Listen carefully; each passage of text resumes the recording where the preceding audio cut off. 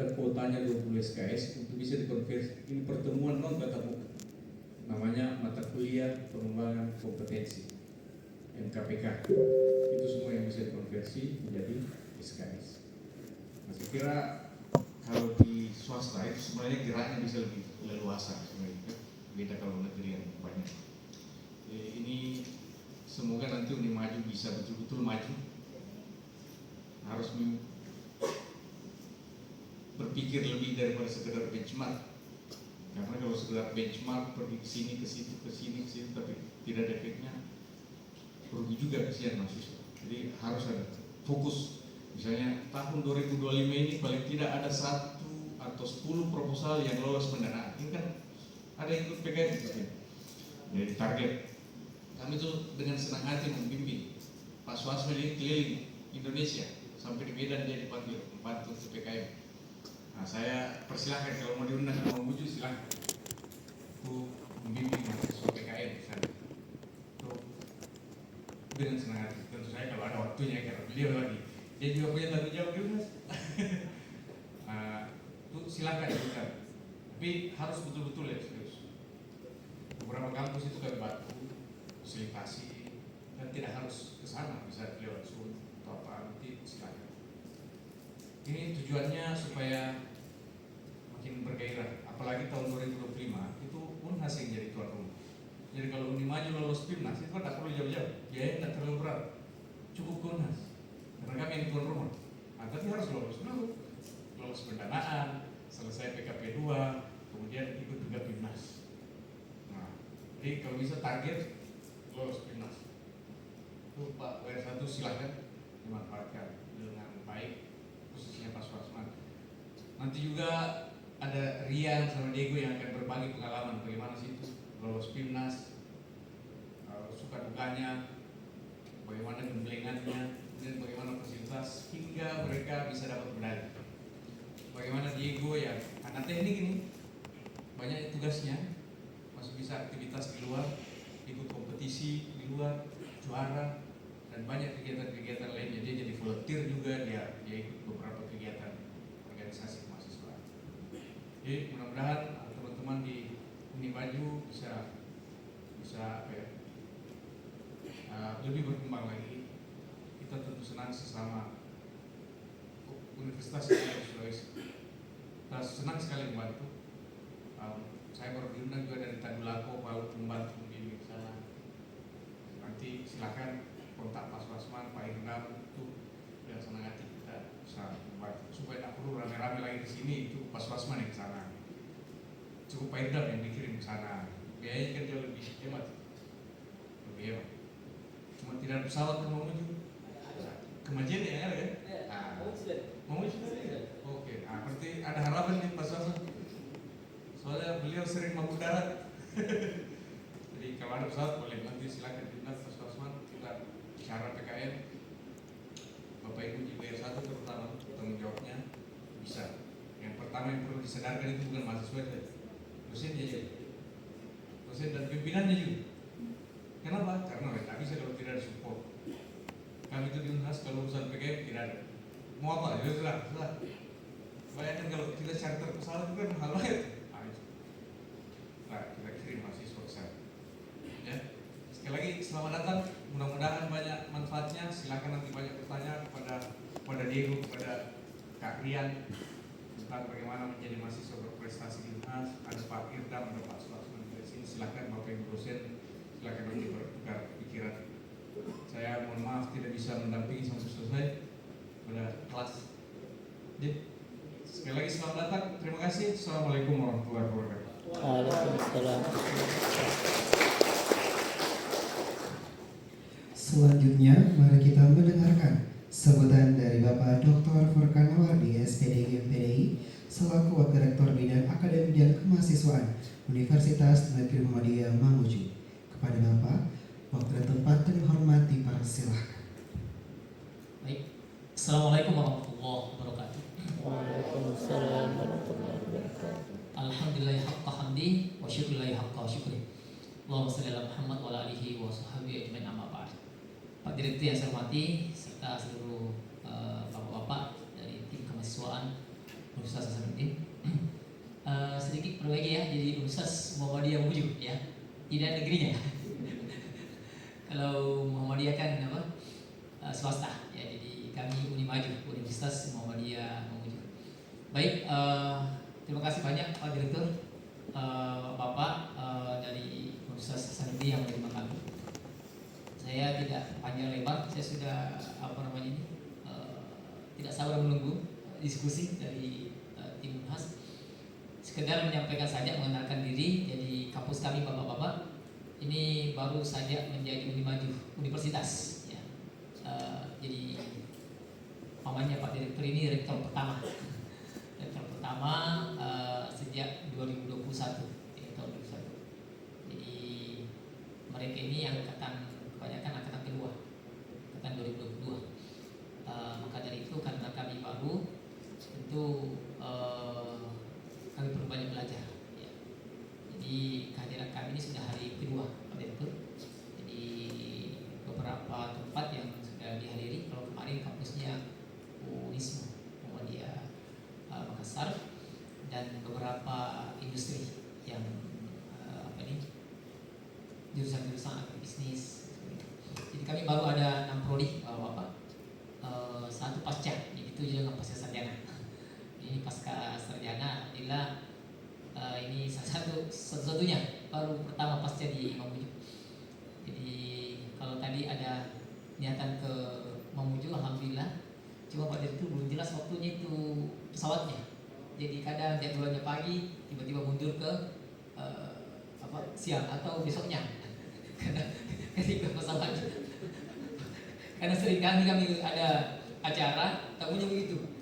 Sudah dibuat acara misalnya datang siang, malah acaranya malam, batal karena pesawatnya delay sampai besok. Ya, karena pesawatnya penumpangnya nggak penuh, jadi ditunggu sampai besok. Jadi yang ada adalah bus. Jadi rata-rata bus tiap malam ya, yang pagi mulai malam sampai subuh. Cuma perjalanannya agak berat Pak. Mamuju kan ini singkatan itu Pak Direktur. Maju mundur jurang gitu. Karena jadi kebanyakan kami adalah daerahnya daerah pesisir, 6 kabupaten, 5 itu pesisir, 1 gunung ya. Dan memang pendidikan kami di Sulbar masih rendah. Jadi IPM-nya itu kan di Indonesia, di pusat hasil saya lihat itu kita hanya ketiga di belakang. Jadi Papua, NTT, kemudian Sulbar. Jadi kampus kami lah berusaha hadir setetes air di tengah padang pasir ya. Ingin juga memajukan manusia-manusia di Sulawesi Barat. Tentu karena kami sadar kami baru ya, kami kampus baru, tentu masih banyak kekurangan. Inilah spirit dorongan kami hadir untuk belajar.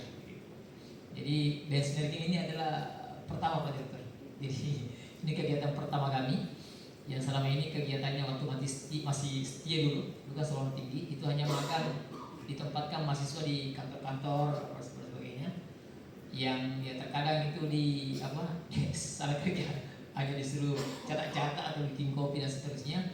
Nah, dosen-dosen muda kami ini mencoba untuk buat terobosan. Bagaimana kalau magangnya adik-adik ini kita ubah konsepnya menjadi yang lebih keren lah ya, supaya lebih, meskipun waktunya tidak terlalu lama, hanya 3 hari. Kalau magang kan sampai sebulan ya, bahkan lebih, yang 3 hari, tapi semoga bisa berdampak ya. Jadi suratnya yang mengurus ini alumni Unhas Pak, yang mengurus suratnya Pak Kamai. Jadi dosen kami di agrokompleks itu rata-rata 80% alumni Unhas Pak. Jadi THP masalah itu malah di prodinya Pak Kamai ini 100% alumni Unhas semua. Jadi wajah Unhas begitu mewarnai di Unimaju ya. Makanya warnanya juga warna merah. Ini kan mungkin tidak banyak cakap yang kita bisa kami sampaikan ya. Tentu besar harapan ya, benchmarking ini kami hadir tentu bisa berkelanjutan ya. Saya sudah foto tadi selfie, saya lapor ke Pak Rektor ya, dicari. Demikian mungkin dari saya. Terima kasih atas segala perhatiannya.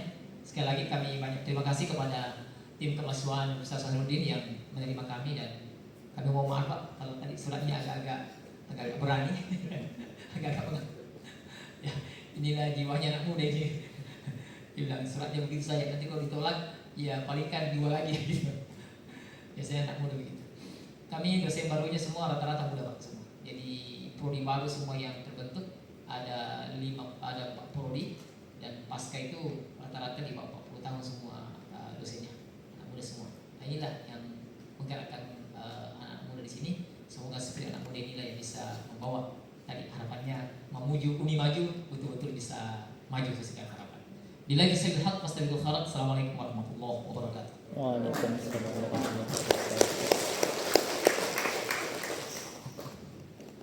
Hadirin yang terhormat, telah tadi sesi sambutan-sambutan yang telah disampaikan oleh Direktur Kemahasiswaan Universitas Hasanuddin dan Wakil Rektor Bidang Akademik dan Kemahasiswaan Universitas Muhammadiyah Mamuju. Untuk itu, selanjutnya kita akan beralih ke sesi closing ceremony sebelum memulai acara utama pada siang hari ini. Namun sebelum itu, izinkan saya untuk menutup acara opening ceremony dengan ucapan wabillahi taufiq wal hidayah. Assalamualaikum warahmatullahi wabarakatuh. Waalaikumsalam warahmatullahi wabarakatuh. Sebelum itu, untuk dapat melakukan sesi foto bersama terlebih dahulu di depan Bapak Ibu, boleh berdiri terlebih dahulu sebelum beranjak. Dan teman-teman boleh berdiri di tempat masing-masing dan merapat ke sisi tengah kursi agar kiranya dapat masuk dalam frame kamera dan tidak ada yang terpotong nantinya. Dan untuk teman-teman kameramen atau media boleh untuk menghitung dimulai dari sekarang.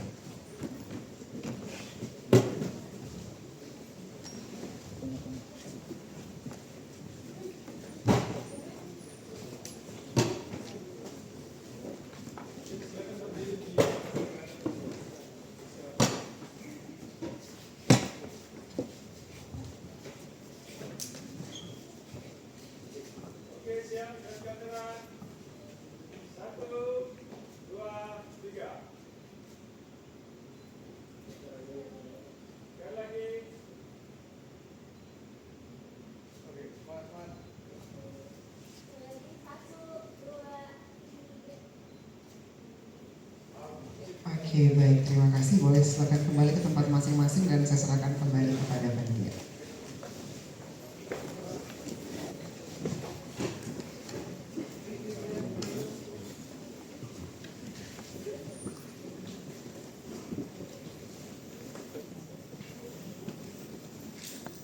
Waalaikumsalam warahmatullahi wabarakatuh.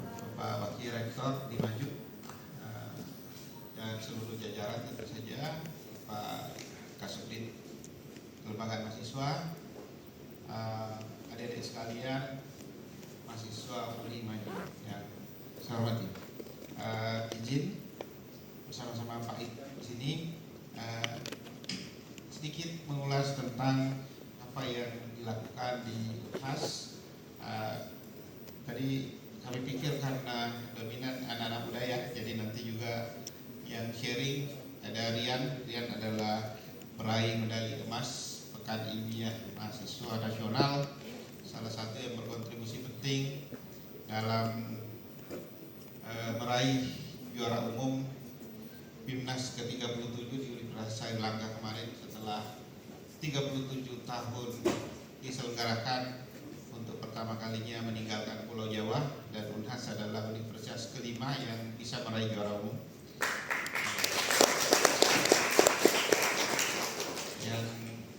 Yang sudah pernah juara umum itu kan baru Gajah Mada, Institut Pertanian Bogor, Brawijaya, dan ITS.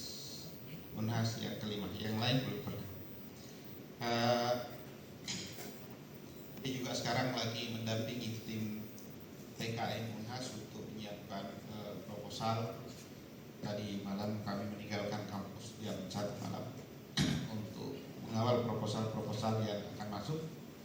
Di sebelahnya juga ada Diego, mahasiswa Rian ini tahun lalu mahasiswa berprestasi UNHAS, dan tahun ini penerusnya adalah Diego. Kita tetapkan untuk tanding sebagai mahasiswa berprestasi tahun 2025 yang akan diselenggarakan di Universitas Diponegoro. Bapak Ibu adik sekalian, kriteria mahasiswa berprestasi itu spek dewa. ada 7 kriteria. 1, organisasi. 2, prestasi kompetisi. Yang ketiga, penghargaan. Yang keempat, pengakuan. Yang kelima, pengabdian kepada masyarakat. Yang keenam, kewirausahaan. Dan yang ketujuh, hasil karya. Agak berat memang, dan syaratnya adalah fasih berbahasa Inggris. Saya undang dua ke sini untuk sharing dengan adik-adik di sini.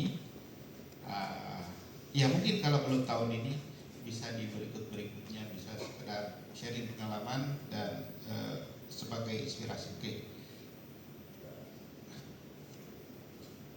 Nah, saya kira kalau kita orang Sulsel tahulah Unhas sejak lama gitu ya.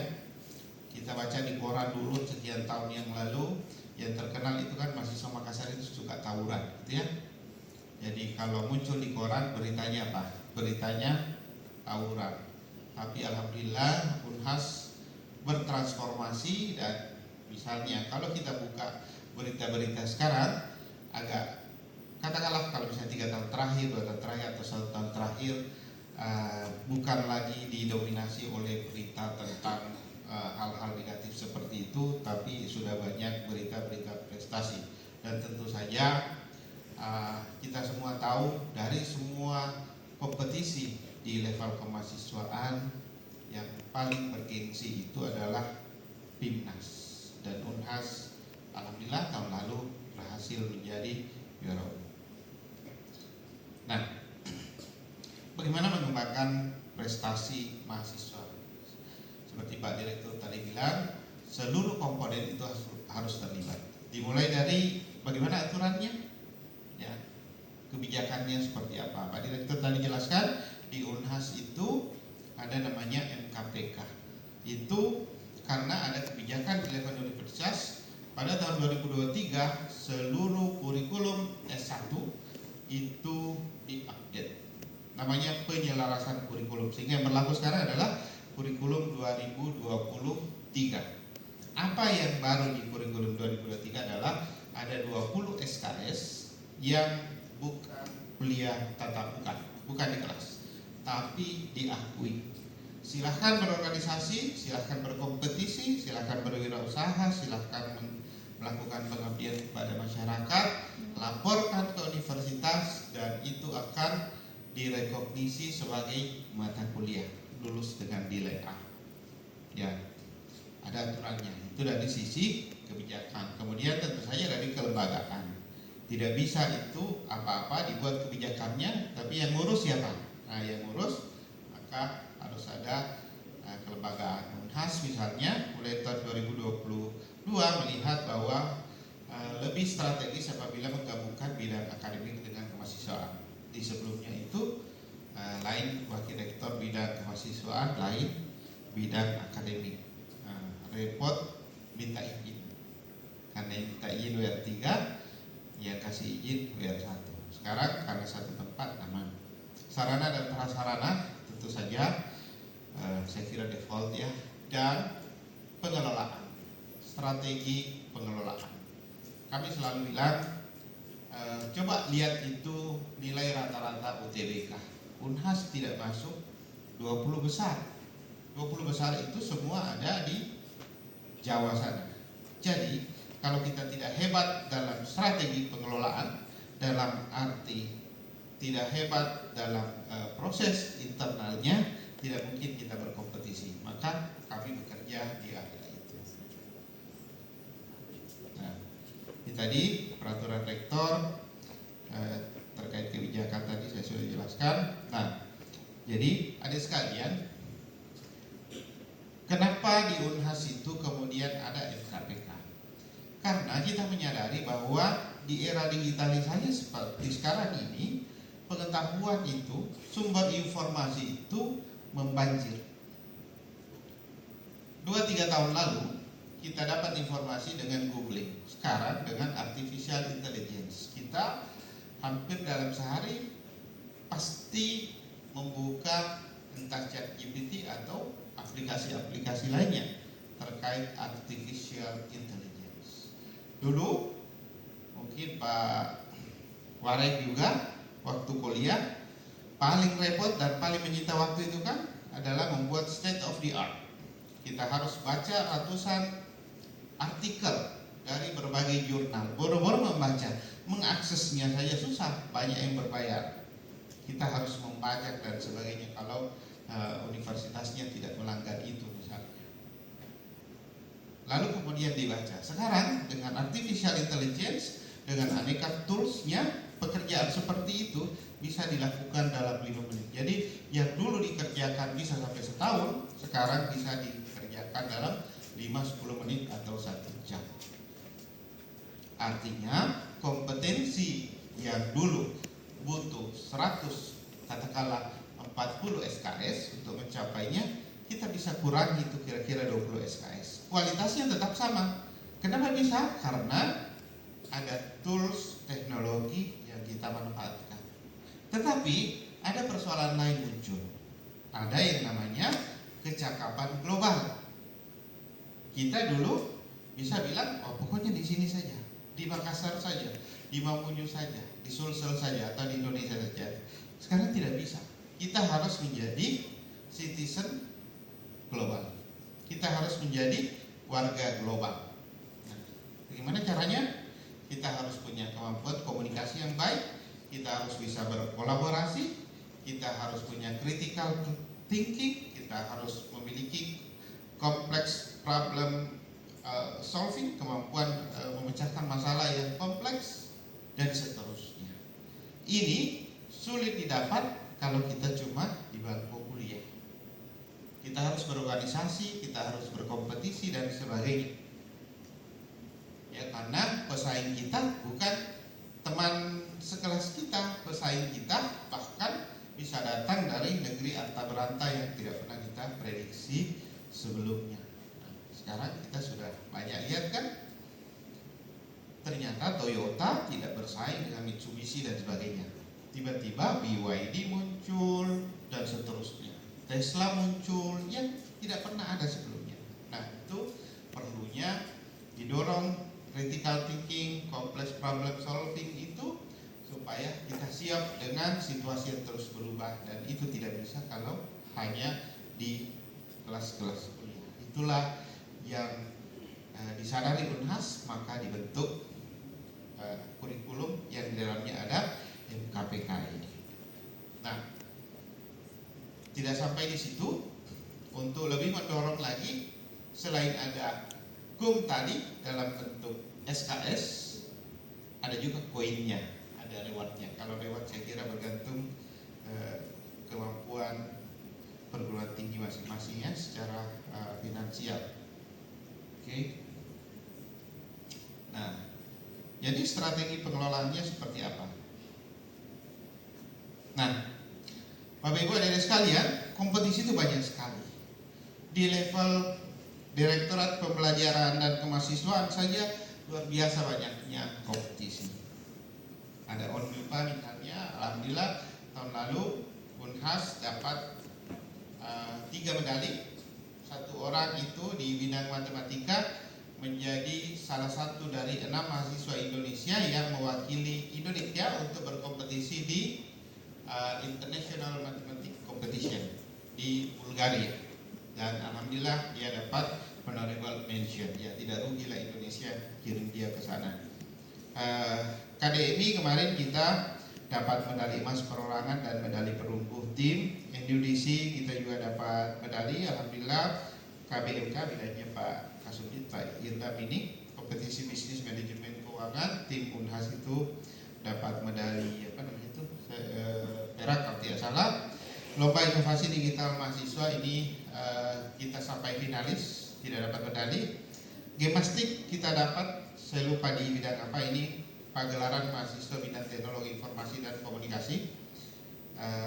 Ada tim kita yang dapat, saya lupa apa, tapi bukan cyber security. Satria Data kita peringkat 2, juara umum, juara 2 secara keseluruhan gitu ya. Juara umumnya itu IPB, kita dapat 4 medali kalau tidak salah. kompetisi bangunan dan gedung, kompetisi jembatan, ada finalis kita tapi tidak dapat juara. Kompetisi kapal, kita dapat medali di situ. Mobil hemat energi tidak, robot tidak, robot terbang belum. MTQ kemarin ada beberapa yang dapat. Kemudian Pomnas yang di mana kemarin? Kalimantan nih, di Banjar ya. Ada sejumlah mahasiswa juga dapat medali di situ, termasuk juga di PON ya. Mahasiswa baru itu dapat. Kemudian Pilmapres kita juga masuk finalis. Terus di bidang pendanaan tadi yang Pimnas kita sudah bahas ya. P2M alhamdulillah kita dapat 4 penghargaan. Kemudian PP Ormawa di Bali kita dapat 5 penghargaan. Nah, selain kompetisi yang tercatat di sini adalah kompetisi-kompetisi Belmawa, masih banyak lagi yang lainnya yang diikuti oleh para mahasiswa. Di internal kami juga punya beberapa kegiatan. Untuk wirausaha kami punya PMW namanya, dan nanti ada kelanjutannya namanya Expo Spekta Mahasiswa Wirausaha Mandiri. Di bidang seni ada pentas seni baru 2 minggu lalu berlangsung. Kemudian di bidang kerohanian ada musabakah tilawatil Quran setiap bulan Ramadan, dan insya Allah di bulan Juli nanti saya harap adik-adik sekalian ada yang berpartisipasi, namanya kompetisi kemaritiman mahasiswa nasional, itu Unhas penyelenggaranya. Kemudian untuk mahasiswa baru ada namanya Unhas Freshman Talent Competition ya. Kemudian kami juga ada namanya Talent Academy. Talent Academy itu dikumpul yang pintar-pintar, jadi ada pemilihan mahasiswa berprestasi, setiap fakultas mengirim, lalu kita asesmen lagi, kita pertandingkan lagi, dan yang hebat-hebat itu yang kemudian dikumpul. Tahun ini terekrut 38 orang. Syaratnya cukup berat. Ini Diego dan Arian adalah penghuni Talent Academy ini. Syaratnya cukup berat. Yang satu, capaian unggulannya harus banyak, bahasa Inggrisnya harus fasih, dan asesmen psikologinya harus memenuhi syarat, itu psikologi yang tahu. Setiap mahasiswa baru juga kami mapping bakat-bakatnya, dia bakat wirausaha, profesional kah atau apa, itu ada instrumen yang kita gunakan. Nah, bagaimana kemudian supaya itu semua bertumbuh? Tentu ekosistemnya harus dibangun. Jangan sampai mahasiswa urus selembar surat nunggu 1 minggu. Kita support itu. Kalau dia menang, bukan cuma piagam, tapi mesti ada yang dipakai traktir teman gitu ya, maka ada rewardnya. Terus supaya Bapak Ibu di level prodi atau fakultas itu semangat, ada namanya Liga Prestasi Antar Fakultas. Semua prestasi mahasiswa dikumpul, kita beri scoring dan di-share. Siapa lagi ini peringkat 1, peringkat 2 dan seterusnya. Dan tadi ada MKPK plus tugas akhir. Rian karena dia dapat medali emas di Air Langga kemarin, maka dia tidak perlu buat skripsi. Sesuai Permen 53 tahun 2024 kemarin itu kan tugas akhir itu bentuknya ada skripsi, ada prototipe, ada karya, dan apalagi satu saya lupa. Kemudian di E itu adalah bentuk lain. Nah, bentuk lain ini di Unhas diterjemahkan ke dalam 2 bentuk. Yang pertama adalah juara kompetisi. Kompetisi tidak bisa sembarang. Kompetisi itu kompetisi tertentu, misalnya Bimnas oke, tapi kalau cuma menyanyi-menyanyi tidak. Ya. Jadi yang penalaran saja. Kemudian yang kedua, selain kompetisi adalah hasil karya. Karya apa?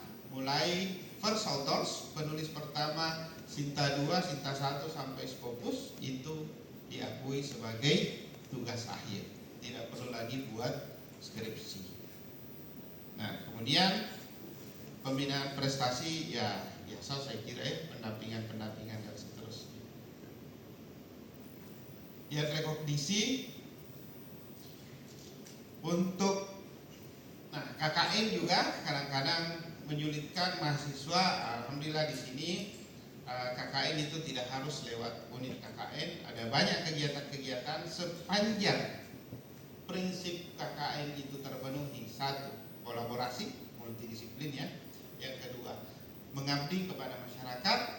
Yang ketiga, jam kegiatannya cukup, activity hours-nya cukup, itu bisa diakui sebagai KKN. Jadi kalau sendiri ya tidak bisa disebut KKN karena unsur kolaborasinya tidak ada. Itu. Kemudian tadi kalau mau publikasi, kami ada Publication Management Center, kita koordinasi ke sana. Presenter, kemudian Pak Idam ini membina banyak sekali, hampir 40 UKM ya, hampir 40 UKM di sana. UKM-nya macam-macam, ada seni, ada olahraga dan sebagainya. Dan kayak debat itu kan ada lomba khususnya, paduan suara dan sebagainya. Kemudian kalau mau penerbitan, Bapak Ibu, mahasiswa-mahasiswa kami yang kelihatan inspiratif kegiatan-kegiatannya, kami tawarkan untuk menulis buku dan kami fasilitasi untuk pencetakannya di Unhas Press. Demikian pula kalau butuh paten, kita ada Direktorat Inovasi, kita koordinasi ke sana. Ini contoh-contoh kegiatan yang diakui sebagai tugas akhir kalau minimal meraih medali perunggu. Misalnya ONMIPA, PIMNAS, kontes robot, kontes jembatan, Satria Data tidak semua, ada lomba poster dia. Satria Data itu tidak diakui, yang diakui adalah National Statistic Competition. Ya, jadi cuma cabang itu. PPK Ormawa itu diakui selain tugas akhir juga KKN. Kemudian tadi Gemastik itu bisa, tapi bidang tertentu. Program mahasiswa wirausaha boleh diakui meskipun itu ringan, tapi kalau dia untungnya berlipat-lipat dan konsisten selama berbulan-bulan dan seterusnya. Ini tadi yang laporan talent mapping yang saya sampaikan. Ini contoh liga prestasi seperti ini. Modelnya ini kita share di fakultas.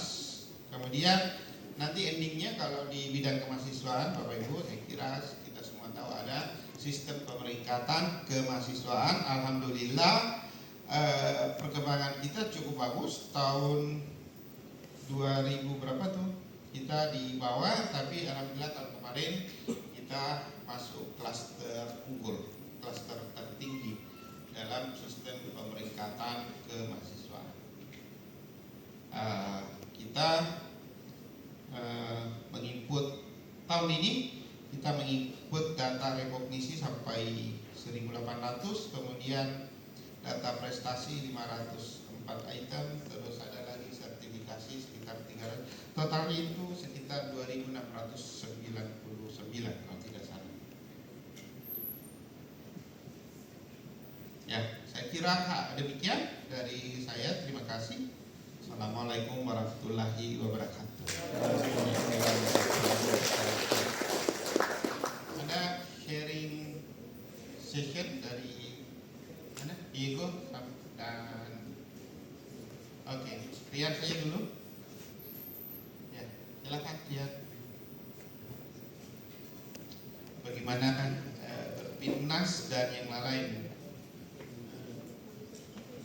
Yang ini juga dia dari Fakultas Peternakan, dia juga sangat aktif kompetisi, kemarin juara di Kuala Lumpur ya.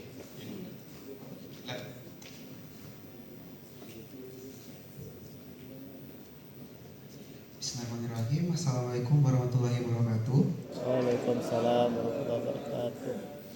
Dan selamat siang serta shalom. Perkenalkan, saya Dwi Ananda Febrian, mahasiswa Fakultas Peternakan angkatan 2021, asal dari Maluku Utara namun tumbuh dan besar di Sulawesi Selatan. Selama perjalanan menjadi mahasiswa di Universitas Hasan ini tentunya banyak ups and down-nya, tapi karena mengingat bahwa menjadi mahasiswa tidak sekedar untuk menjadi seorang sarjana, tapi juga butuh yang namanya korelasi antara prestasi akademik dan juga koneksi untuk dapat meningkatkan kemampuan di masa tentunya banyak prestasi yang harus saya lakukan dan juga butuh bimbingan dari Universitas Hasanuddin. Dalam POV saya untuk mendapatkan prestasi tidak mudah, tapi karena Unhas memberikan sebuah platform yaitu Talent Academy untuk mengembangkan prestasi dan juga mendapatkan bimbingan, sehingga sejak tahun 2021 hingga 2025 saya beraktif dalam berbagai kegiatan kompetisi. Namun apabila disuruh untuk memilih kompetisi yang paling berat namun juga paling memberikan dampak nyata bagi saya adalah PKM hingga PIMNAS, karena perjalanannya itu kurang lebih 314 hari atau hampir setahun dari awal bimbingan dengan spekta, kemudian meraih pendanaan, kemudian pelaksanaan pengabdian hingga pelaksanaan PIMNAS di Universitas Erlangga tahun lalu gitu. Tentunya ada peraturan, ada konsekuensi. Kalau dari kami kemarin itu ketika ada yang terlambat atau ada yang tidak sesuai deadline maka akan mendapatkan pengurangan poin atau akan membayarkan denda sanksi gitu. Nah yang kedua tentunya karena di Unhas itu sangat berat konsekuensinya apabila kita gagal, dalam artian semua sudah diberikan fasilitas dari isi perut, dari isi dompet, dari isi motor, semua itu difasilitasi gitu. Jadi ketika hasil yang kita berikan tidak maksimal, tentunya akan memberikan dampak yang juga tidak bagus bagi nama universitas gitu. Sehingga selama kurang lebih 314 hari dalam perjuangan meraih piala di Karta-Kartawidya, kemudian di puncaknya kemarin kami masih diberikan kesempatan, diberikan juga bimbingan psikologis. Jadi mungkin bagi universitas yang belum terlalu concern terkait dengan aspek psikologis dari para mahasiswa, namun cukup berbedanya setelah kami dilatih kurang lebih selama 1 minggu, sebelum 1 minggu kita di karantina, kita dilatih terlebih dahulu kurang lebih selama 2 hari untuk aspek psikologis, gimana dengan kepercayaan diri, gimana untuk meresolusi terkait dengan emosi negatif dan positif kita, lalu gimana untuk bisa menjadi yang terbaik di dalam ruangan ketika dihadapkan dengan berbagai mahasiswa dengan berbeda alma mater gitu. Yang paling saya sukai dari statement waktu bimbingan psikologis adalah mungkin yang berbeda itu warnanya, ada kuning, ada coklat, ada abu-abu, ada biru, tapi untuk dari segi kualitas bisa saja kita yang nomor 1 gitu. Makanya kenapa bimbingan psikologis itu penting. Setelah bimbingan psikologis kami juga turut dibekali dengan yang namanya medical check up sebelum karantina selama 1 minggu untuk ke PIMNAS. Check up itu untuk mengetahui apakah kita ada yang sakit atau tidak ada, agar kiranya tidak berimbas ke peserta-peserta atau dari delegasi-delegasi lainnya gitu. Dan terakhir di tahun ini kemarin kebetulan dengan bantuan Bapak Suhasman dan Bapak Direktur, saya alhamdulillah meraih delegasi terbaik di ajang Global Innovation Summit di Singapura dan Malaysia di bulan Januari kemarin. Dan tentunya lagi-lagi itu tidak mudah. There is a lot of obstacle that we have to facing for getting that achievement. Dan yang paling utama dalam perjalanan to be excellent, seperti slogan spekta, journey to excellence, there is 3 points that we have to underline. Yang pertama adalah integritas, yang kedua adalah kerja keras, dan yang ketiga adalah doa gitu. Buat apa untuk bermimpi setinggi langit tapi dengan aksi kita yang minimum. Mending aksi yang banyak, doanya dipanjatkan, walaupun kadang tidak sesuai ekspektasi, tapi percaya rezeki orang gak ada yang bakalan ngambil, rezeki kalian gak bakalan ada yang ngelalui, dan kebahagiaan orang-orang gak ada yang bakalan diambil masing-masing. Semua sudah pada porsinya masing-masing. Tugas kita hanyalah berusaha, bekerja dan berdoa, selebihnya biar Tuhan yang ngatur. Sekian dari saya. Wassalamualaikum warahmatullahi wabarakatuh.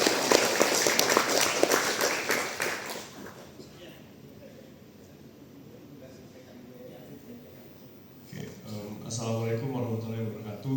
Waalaikumsalam warahmatullahi wabarakatuh. First of all, it was an honor to speak in front of you guys. Jadi perkenalkan, nama saya Diego Agung Cristofano Parado. From the Faculty of dari Teknik, terus Department of Civil Engineering, Teknik Sipil.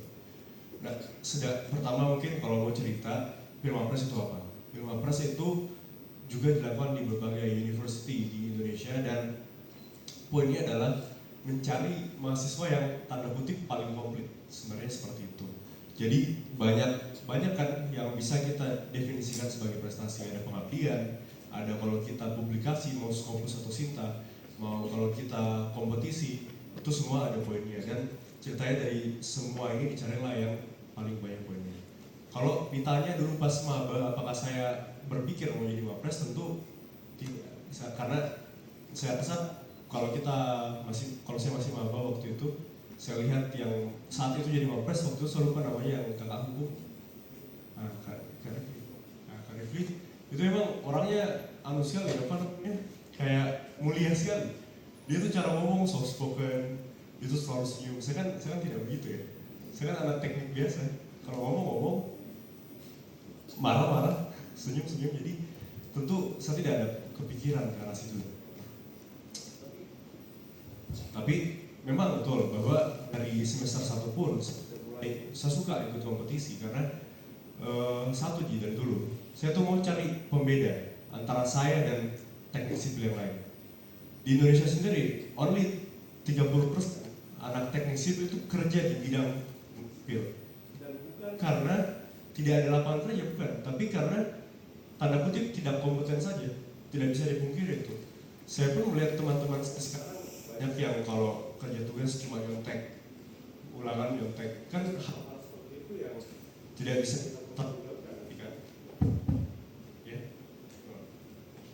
Dan berangkat dari situ pun yang membuat saya mau tanda kutip kayak ekstra kerja keras lah. Karena fun fact, saya tuh SN sama SB, saya itu ditolak Unhas dulu. Jadi saya jalur undangan ditolak Unhas, jalur UTBK ditolak Unhas. Jadi pas saya masuk jalur mandiri, kan enak tuh sama orang tua bayar 55 juta waktu itu. Jadi kayak harus memang ada yang berubah pada saat itu. Tapi puji Tuhan, kemarin saya terpilih menjadi Mapres Unhas tahun 2025. Tentu mungkin Pak Suasman juga tidak nyangka saya yang naik, karena ada beberapa, ya istilahnya semua pada saat itu lawan saya itu heavy hitters lah, pemukul berat semuanya. Memang ada Adit itu pernah lomba menang 50 juta dia dapat, saya kapan dapat 50 juta kan. Terus ada Puan yang pasnya maba itu dapat mahasiswa bertalenta di Pimnas juga kemarin. Lawan-lawan itu menurut saya luar biasa sekali semuanya, dan menjadi Mapres Unhas saya rasa merupakan kesempatan besar dari saya, bukan cuma untuk mempercantik CV, tapi juga untuk bisa menginspirasi lah teman-teman semuanya agar lebih banyak lagi mahasiswa Unhas yang mau mencoba berkompetisi. Pasti kalah, pasti tidak mungkin baru coba langsung menang, kan tidak mungkin tuh. Saya juga dulu coba itu awal-awal kan. Saya tuh lomba pergi di ITB, di UI itu kalah kan gak enak rasanya. Semua orang teriak menang, kita kayak dulu itu kan awalnya gak enak. Tapi saya rasa itu yang saya mau tekankan, bahwa proses itu memang nyata. Tidak mungkin menang selalu, pasti kalah. Tapi kalau sudah coba satu kali menang pasti mau lagi. Jadi mungkin sekian dari saya. Wassalamualaikum warahmatullahi wabarakatuh.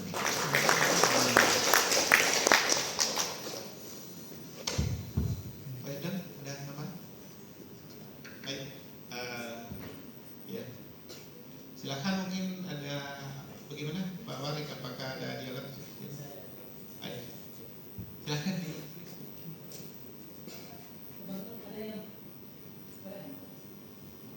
Pak Warik mungkin yang pandu biar kami yang jawab ya. Pak Warik lebih tahu pasukannya.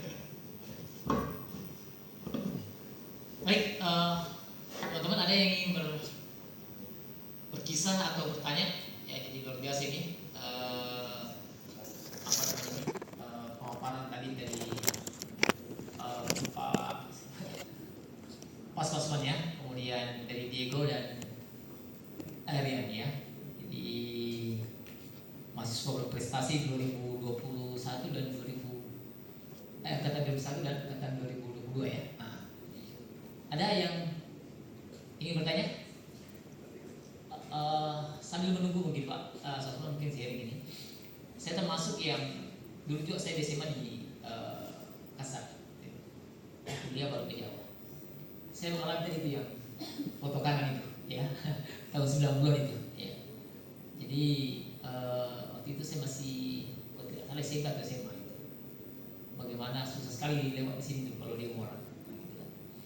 Pokoknya segala yang dia mudah brutal itu kalau bukan di UMI 45 di sini. Ya mungkin bisa saya Pak. Ini metode apa yang dipakai? Yang tadinya mau dikata minaz zulumati ilan nur ya. Jadi dari apa? Yang tadinya brutal kemudian maafin ya, jadi kan sampai nyawa dan sebagainya, sampai yang berprestasi itu tentu ini bukan kerja-kerja biasa ya. Saya kira butuh tangan-tangan yang luar biasa yang dipakai oleh Unhas, terutama di bidang kemahasiswaannya. Bagaimana mengubah mahasiswa tadi yang saya kira menyampaikan aspirasi sesuatu yang wajar, tapi ketika yang merusak kemudian mencederai dan seterusnya, kemudian membawa kepada alam yang penuh prestasi. Kan tadi mungkin pertama di Indonesia Timur ya, Unhas yang juara. Luar Jawa kan? Luar Jawa malah. Tepuk tangan dulu. Luar Jawa pertama. Bangga juga kita orang Sulawesi ya. Baik, mungkin itu dari saya. Mungkin sambil menunggu pertanyaan dari teman-teman. Monggo.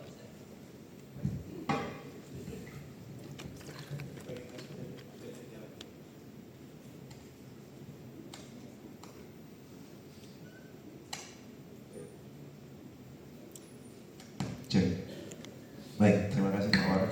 Jadi kalau pertanyaannya tadi bagaimana mengubah mindset, sebetulnya ada dua hal Pak. Jadi disclaimer dulu, Unhas tidak pernah brutal Pak.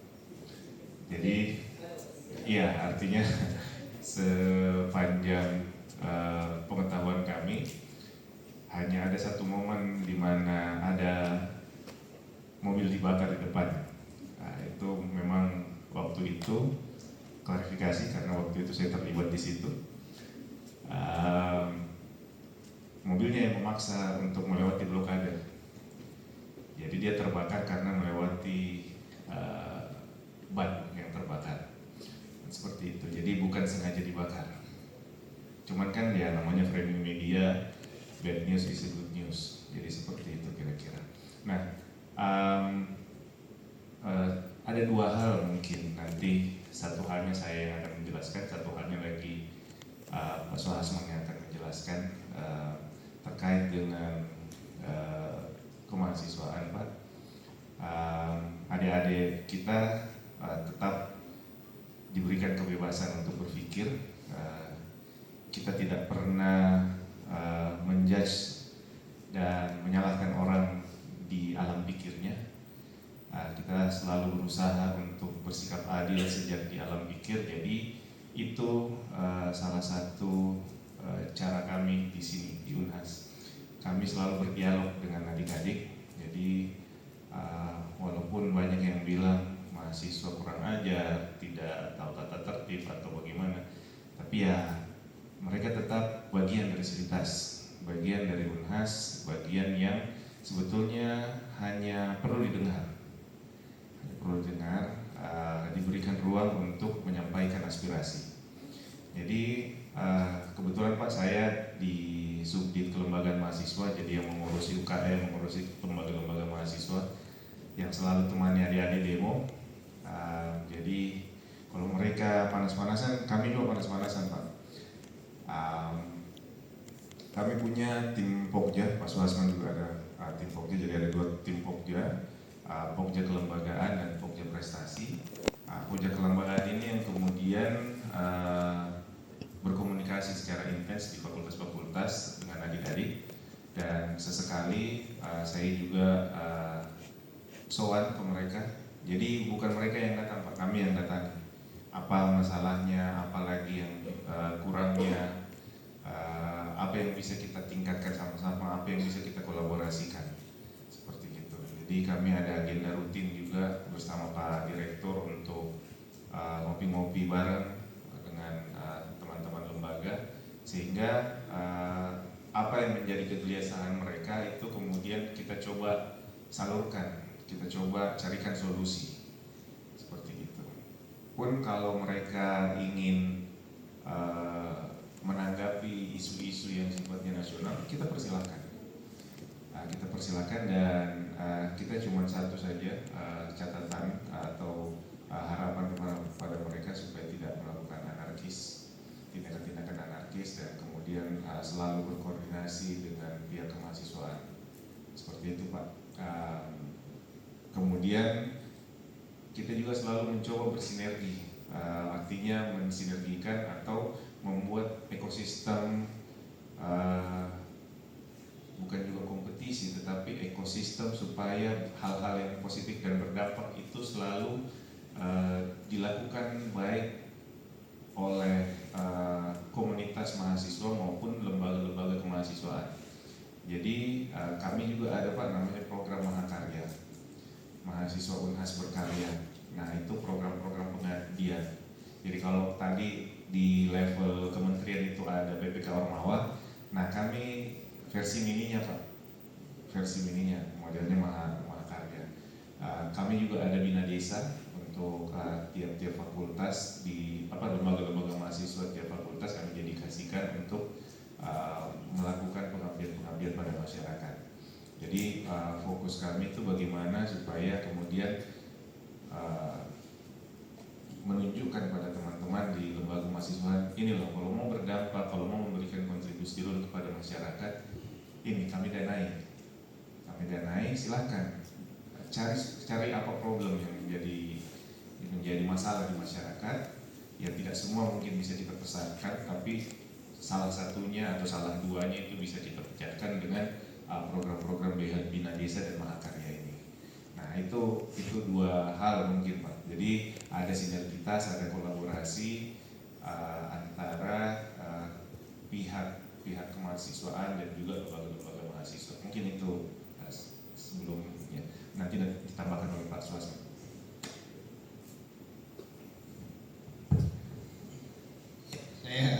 Saya dari Pak Irfan tadi. Jadi kira-kira prinsipnya begitu Pak Warik.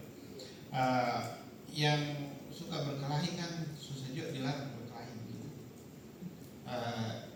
Yang penting jangan sampai yang tidak suka berkelahi ikut-ikutan jadi suka berkelahi.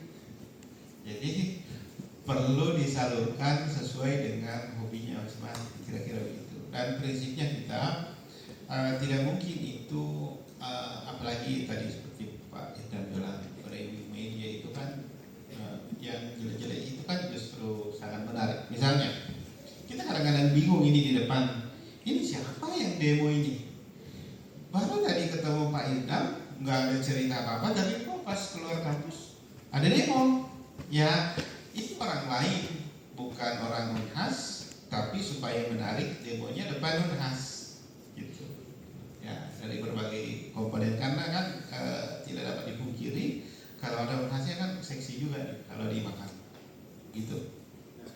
Kemudian jadi yang kita lakukan adalah pun ada satu berita hari ini, kalau bisa ada 7 berita baik pada hari yang sama. Kira-kira begitulah. Selalu kebaikan harus daripada kurang baik tadi itu. Nah itulah yang kita lakukan. Kebaikan apa kira-kira yang menarik untuk ditampilkan? Ya tentulah prestasi-prestasi mahasiswa kita. Dan kami Pak Warik semakin lama juga ini semua learning by doing. Ini kan tidak ada textbooknya ya, unik di setiap universitas. Lalu kita melihat, kita bikin program talent academy, kita dampingi intensif PKM dan sebagainya. Kita jadi tahu sebetulnya anak-anak kita ini potensinya luar biasa. Cuma tidak dikanalisasi, tidak dikawal dengan baik. Itulah sebabnya tadi Pak Idam juga sampaikan tadi, kami tadi itu ekosistem prestasi. Misalnya nih di PKN, alhamdulillah ekosistemnya lumayan terbentuk. Jadi setiap pulang PIMNAS ada tuh jaketnya yang merah putih itu, yang bisa pakai itu kan tidak sembarang, kan tidak ada dijual. Itu dibuat khusus hanya mereka-mereka yang pernah ikut kompetisi prestasi yang bergengsi itu yang punya jaket itu.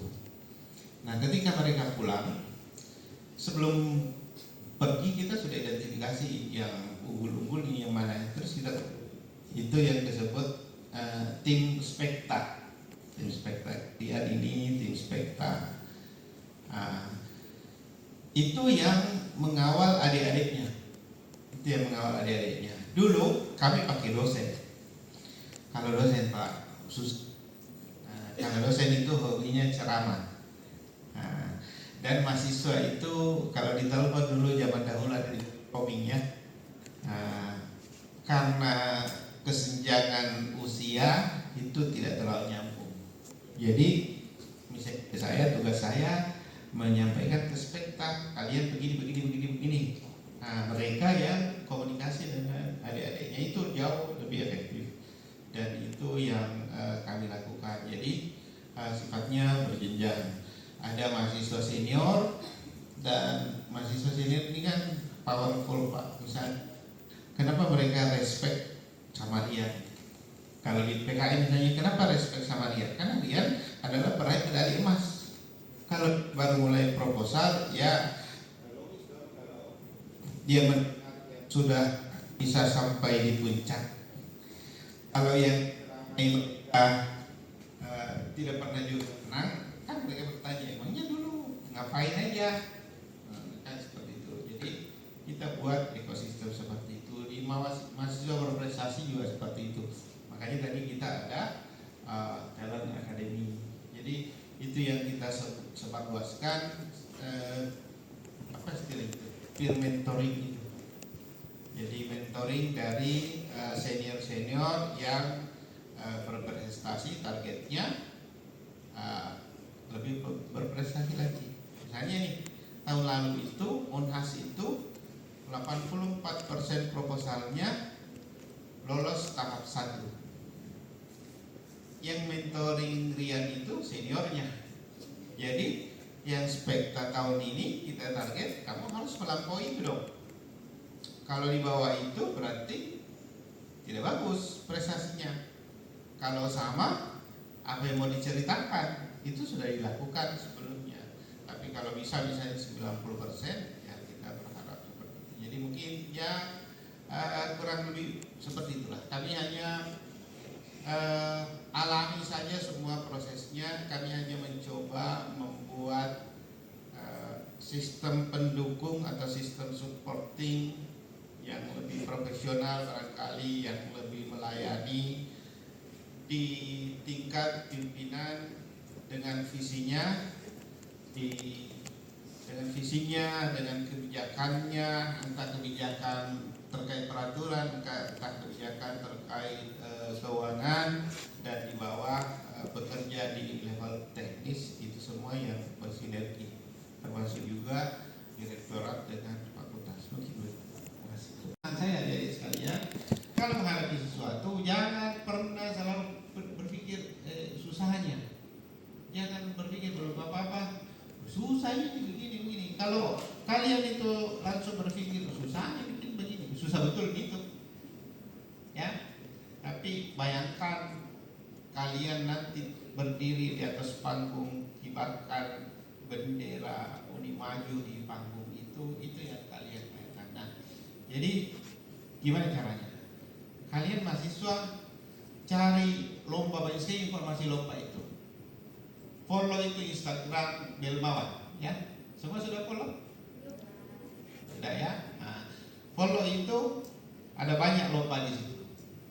Tinggal kalian bakatnya di mana. Nah, jangan lupa disiplin dengan waktu. Ya, kayak PKN nih. Tanggal 2 terakhir upload. Tadi malam terakhir penarikan PIN. Makanya kami di sini sampai jam 1 malam tadi malam Pak Warek. Karena penarikan PIN terakhir. Jatahnya itu 240, kami tarik 240. Nah, jadi perhatikan itu. Nah, yang kedua dari sisi dosennya. Nah, di Unhas ini prestasi setiap fakultas itu beda-beda, dan selalu ada aktor kunci di setiap fakultas. Selalu ada itu. Jadi yang seperti apa? Ini juga harus ada speknya. Pertama, bondingnya dengan mahasiswa itu harus kuat.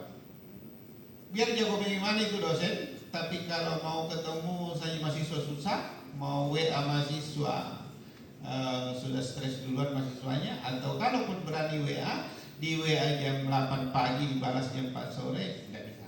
Biar jago bagaimana? Ya, nggak usah yang begitu. Jadi bondingnya harus kuat. Yang kedua, dosennya juga harus belajar. Ini semua ada ilmunya. Kami pun kita sudah mengawal PKM misalnya dan kegiatan lain bertahun-tahun, selalu ada yang berubah. Setiap kali kita mendengar penjelasan dari orang-orang yang kita anggap kompeten, selalu ada hal baru yang kita pelajari. Jadi jadi dosen seperti itu. Nah, nanti tinggal Pak Warek memfasilitasi supaya ekosistem itu terbentuk. Misalnya nih, ada dosen bagus, ada mahasiswa bagus, ketemunya di mana? Ketemunya di mana? Nah, kan harus juga ada tempatnya kan, begitu. Ya, karena sebenarnya kegiatan-kegiatan ini ada sekalian asik loh. Saya dulu waktu bimbing Bimnas, mahasiswa saya bawa pulang ke rumah, Pak Wali, nginap di rumah.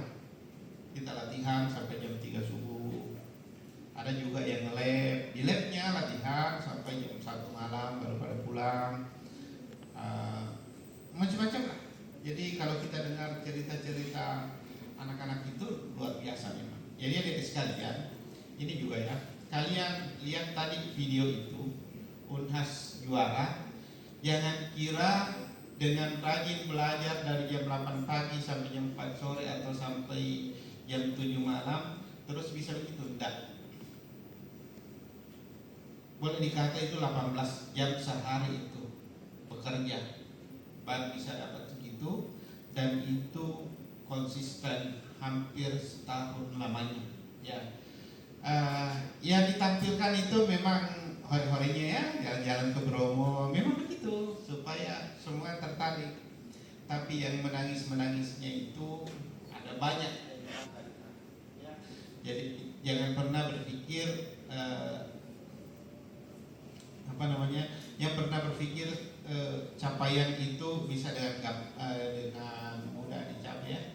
Karenanya orang sukses itu adalah orang yang bisa berdamai dengan ketidaknyamanan. Ya, ketika yang lain sudah tidur, kalian masih belajar. Ketika yang lain healing, kalian lagi bikin esai untuk berkompetisi.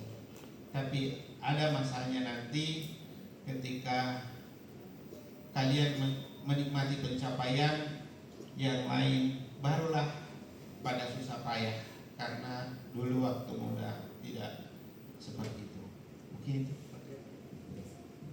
Terakhir mungkin dari Mas Diego, ya apa benefit yang berikan semangat lah, pertama sudah jadi masuk prestasi, kemudian beri semangat adik-adik teman-teman dari Mobil. Bisa berprestasi. Mungkin tadi kan pertanyaannya bagaimana supaya mahasiswa mau juga ikut kan.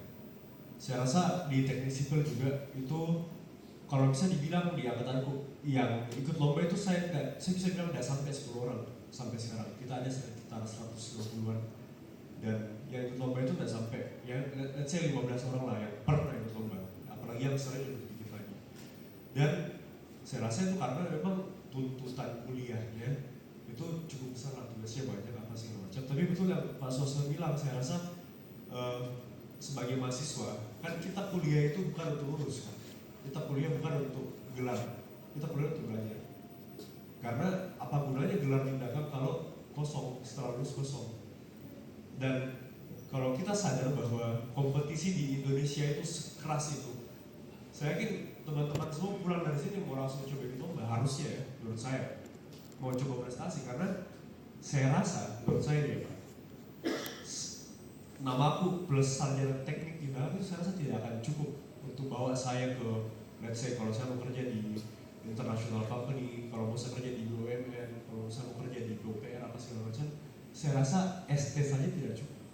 Saya rasa perlu hal lain yang di CV saya, yang supaya HR-nya ini minimal mau lirik lah, mau lirik. Apalagi kalau anak teknik mau dikasih lawan sama anak ITB, anak ITS kan itu ya ngeri-ngeri ya. Itu memang saya juga salut sama mereka. Jadi motivasi itu datang dari banyak hal. Saya pribadi datang karena saya sudah pernah rasa ditolak semua kampus yang saya masuki. Jadi saya tidak mau ditolak lagi. Makanya saya mau berubah. Saya yakin teman-teman juga punya lah, atau akan punya motivasinya sendiri itu seperti apa. Kalau menjawab tadi pertanyaan yang bagaimana supaya mau, saya rasa mulai dari diri sendiri dulu. Karena saya juga dulu yang pertama mulai berlomba. Karena teman-teman pun tidak ada yang mau ikut, ya sudah saya berani tanya seniorku. Dan mereka mau. Memang waktu itu yang kerja lombanya kayaknya cuma saya. Jadi kayak saya sendiri dulu kerja lomba, yang dua anggota ini kayak titip nama saja. Karena ya mau jadi apa ceritanya. Pada saat itu tidak ada yang mau lomba sama saya, karena saya juga kayak belum buktikan bahwa saya bisa. Jadi saya harus usaha dulu sendiri, baru lama-lama baru teman-teman saya juga tertarik. Kalau kita sudah pernah, kan masih gitu kan Pak. Kalau misalnya kita sudah lolos finalis di UI, masih teman-teman yang lain juga notice, terus mau juga. Nah yang seperti itu yang saya rasa harus dijadikan pelajaran bahwa jangan menunggu orang lain ikut, tapi cobalah kita sebagai pelopor. Karena kalaupun tools tadi yang sudah sediakan ke mahasiswa sudah siap pengajarnya, sudah siap nasi kotaknya, tapi kalau tidak ada yang makan kan sama saja. Kalau sudah ada tools, sudah ada makanan di meja makan tapi tidak ada yang makan, kan busuk nanti makanannya kan. Jadi saya rasa jangan tunggu ada makanan di meja, kita yang duluan datang ke meja minta makan. Saya rasa seperti itu. Baik, luar biasa, beri aplaus. Baik, terima kasih Pak Zerman dan Diego atas pencerahannya dan juga berbagi ilmunya. Teman-teman, saya kira ibarat botol ya sudah cukup banyak terisi nih ya. Tinggal kita tunggu aksinya ya. PKM kita angkat tangan ikut PKM nih. Ya ikut di proposal kanan. Ada berapa orang? Nah, 2, siapa lagi? Nah, jadi terakhir berapa kemarin Pak? PKM kantor kita berapa? 27. Tahun lalu ada 40 lulusan di Mamuju kita ada 40. Pak Kemal ya? Tahun lalu ada 40 saat ini lolos ya. Jadi kita usaha lagi. Ya tentu tadi Pak, karena kita masih belajar, maka tujuan kami utama kenapa hadir di beberapa kampus ya tadi belajar pengalaman ya, ibarat kata mencas diri supaya ada energi positif yang bisa kita berikan. Baik, kita beri aplaus sekali lagi kepada Mas yang sudah berbagi pada siang hari ini. Demikian dari kami, mohon maaf atas kekurangan dan terima kasih banyak telah menerima kami dan juga berbagi ilmu yang luar biasa. Saya kembalikan kepada Mas Hatria. Bila bisa melihat Pastor Khalid. Assalamualaikum warahmatullahi wabarakatuh.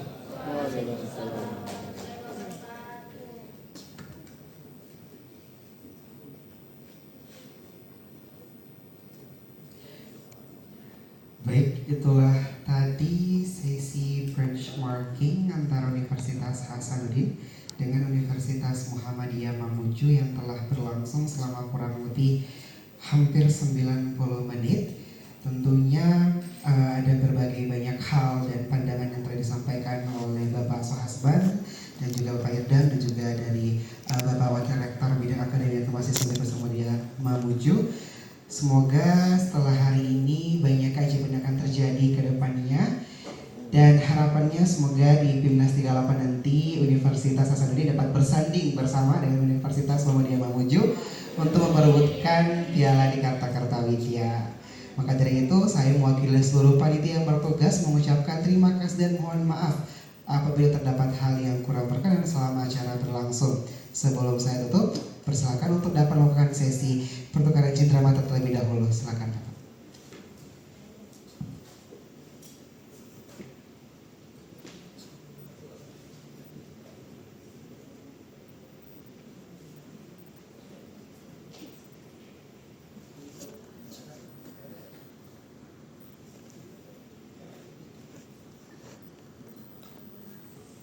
Oke, boleh beri tepuk tangan semuanya. Boleh memberikan penjelasan yang sedang berlangsung.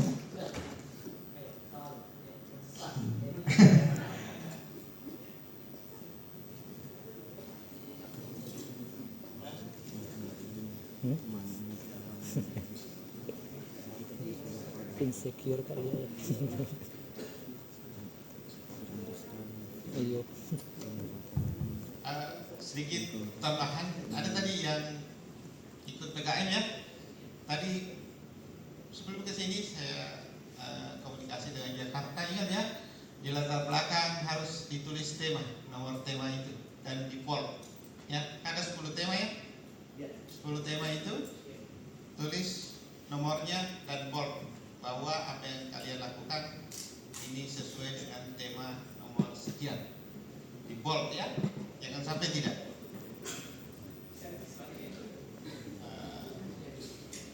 Di tahap 2 itu nanti.